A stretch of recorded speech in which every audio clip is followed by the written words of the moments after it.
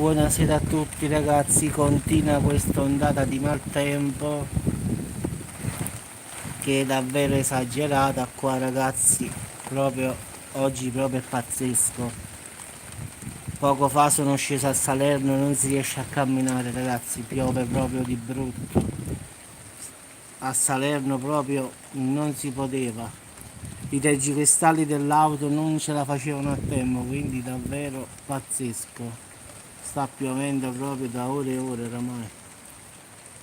Come potete vedere ragazzi, qua c'è proprio, guardate vicino i lampioni come fa, vedi?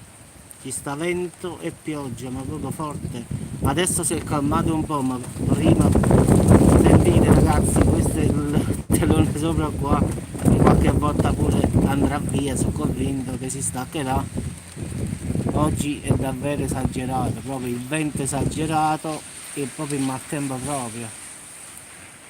proprio a Salerno è pazzesco, proprio non si poteva proprio stare. Ma pure qui è la stessa cosa ragazzi, proprio è stata proprio una giornata proprio da dimenticare. Forte vento, a Salerno diciamo che i tombini erano pieni di acqua, le macchine non so quante sono rimaste a piedi, che si sono bagnate, non lo so, ma comunque un sacco di auto stavano bloccate. Proprio sembrava di galleggiata in città.